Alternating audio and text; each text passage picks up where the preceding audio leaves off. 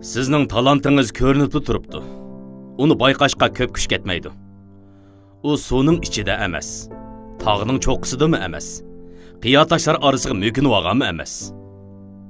Qandaq bilib oladigingizni aytib beray. Siz tug'ma talantingizga tayinib yashamaysiz. Atiganda soat qo'ng'irqi jiringlaganda kayfingiz chaq bo'lmasa, qilmoqchi bo'lgan ishingizni qilmayotgan bo'lasiz. Xizmatingizdan bezor bo'lgan bo'lasiz. O'yg'inibla bardigan yeringizdan ko'nglingiz xush bo'lmasa, buning sababi o'zingizga loyiq keladigan ishni qilmayotganligingizdandir. İçingizda yangan o't bütün vücudunuz bilan berilishingizga intayin arziydi. Chunki bu o't mangu o'chmaydi. Ba'zilarning o'zgarmas turmush kechirayotganligining sababi dal mushu. Uyg'onishga o'ch bo'lishingizning sababi shuki, uyg'onib nima ish qiladigingizni bilmaysiz. Uyg'ongan bo'lsangizmi hech qanday planingiz yo'q. Yashashdan maqsadingizning nima ekanligini bilganingizda, o'z talantingizni bayqaganingizda uyg'onishga taqozo bo'lasiz. Shu nuqtani bilishingizga to'g'ri keladiki, cho'qim ko'nglingizni xush qiladigan ishlarga bering. Tug'ilishinglardan hammanglarning o'zingizlarga loyiq qiladigan ishinglar bo'ladi. Masala shuki, siz hamisha o'zingizdan haqnikiga o'xshash talant talab qilasiz. O'z talantingizni tushunishingiz kerak.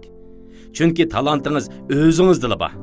Endi o'z talantingizni qanday tepshingizni aytib beray. Sizning talantingiz shuki, eng oz tirishchilik ko'rsatibmi, eng yaxshi ishni qila olasiz.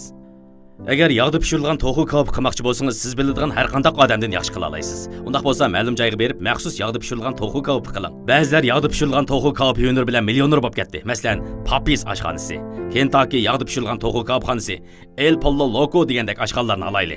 Ularning hammasi yog'da pishirilgan to'g'ri kavop kasbini faqat o'ziga mansub usul bilan qiladi. Mari oshxonasi haqidagi hikoyani, bu ayolning nima qilganligini bilamsizlar? Janoblar, u ayol aslida faqatla shu taomlarning yog' tarkibi ko'proq taqlib qilish oldi turgan bir oshxonada ishlaydi ekan. U bir boytaq xonim bo'lg'achqa yashash yo'lida tayinlangan birdan-bir xizmati ana shu ekan. Bu ayol osh xizmatga to'liq muhtoj ekan, biroq oshxona taqlib qilish oldi ekan. Shunga oshxona xo'jayinini tepib, o'zim pishirgan go'shtlarni setib baqsam ekan, kishilar men pishirgan go'shtlarga amroq edi, sizga ozroq pul tepish berib, turmushimni qamday olsam ajab emas debdi. Oshxona xo'jayini qirg'iz bo'z qilavering debdi. Shuning bilan u ayol o'zi pishirgan bir kishilik go'shtlarni elib kelib to'g'rab setibdi. Ertasi bir xaridor oshxonaga kirib, go'shtlarni buyurtatdi debdi. Bu ayol shu an uyga qaytib berib go'shtlardan yana birini pishiribdi. Yana bir kun o'tibdi. Bir muncha xaridor kelib go'shtlarni buyurtibdi. U ayol 4 go'shtlarni pishirgan ekan, aran yetibdi. Shundan keyin xaridorlar bütün go'shtlarni buyurtishga boshlabdi. U ayol oshxonada nurg'un go'shtlarni tayyorlabdi. Shuning bilan pul tepib, uyga soda doxovkasi elishga yetgidek pulmi yig'ibdi. U ayol endi nurg'un go'shtlarni pishiradigan bo'pti. Elq xo'jayinning oshxonasi endi hamburger bo'lgisi satmay, Mari pishirgan go'shtlarni sotadigan bo'pti. Mari oshxonasi ana shunday qurilgan ekan. Mari oshxonasi hozir 120 dan ortiq tarmoq do'konga ega bo'ldi. Siz har qanday sovuq yemekliklar rayoniga borsangiz, Mari oshxonasining mahsulotlarini ko'rasiz. Uning eng boshidagi boyligining nima ekanligini bilamsiz. Bir go'shtnondan iborat. Faqat bir go'shtnon.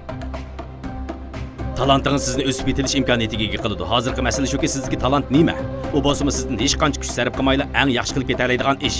Sizdagi talant dal shu. Talantingizdan endi o'zingizni qochirmang. Talantingiz sizga yo'l ochib berdi. Faqat talantingiz yo'q ishlarni qilishga endi urinmang. Ehtimal har qaysinglarning bu yerda leksiyarimni anglab o'tirishinglardagi sabab balkim arzu istikinglarni yangi boshdan qo'lga olishinglarga to'g'ri kelganligi uchundir. Balkim tasavvuringizni qezishingizga to'g'ri kelganligi uchundir. Balkim o'ylig'ingizga yetkazgudek turmushingiz jarayonida gangrashdan qutuldigudek talantingizning o'rnini to'g'ri tepishingizga to'g'ri kelganligi uchundir. Sizga deydiganim o'zingiz qilaligidek ishni oydinlashtirishga urinib ko'ring. Ba'zilar tug'ilishida o'qituvchi bo'lishga, parvarishkor bo'lishga, sestra bo'lishga, uy xizmatchisi bo'lishga bo'lib keladi. Shuning o'zi sizning talantingizdir. Demakchi bo'lganimni tushunyapsiz. Agar siz o'z talantingizni to'liq joriy qildirib yashayotgan bo'lsangiz, unda siz intayin esil yaşagan bo'lasiz. Agar undaq bo'lmay, o'zingiz mahir emas boshqa ishlarni qilayotgan bo'lsangiz, ertigini qo'ng'iroq chelinganida faqat anglag'ingiz kelmaydi. Agar o'zim yoqtiradigan ishni mangu qilolmaydigan bo'lsam, undaqda men o'lishga roziman. Siz hozir vaqtni tuturuqsiz isrof qilayotgan bo'lsangiz kerak. Biroq deydiganim jahondan ayrilishdan burun o'z talantingizni teping.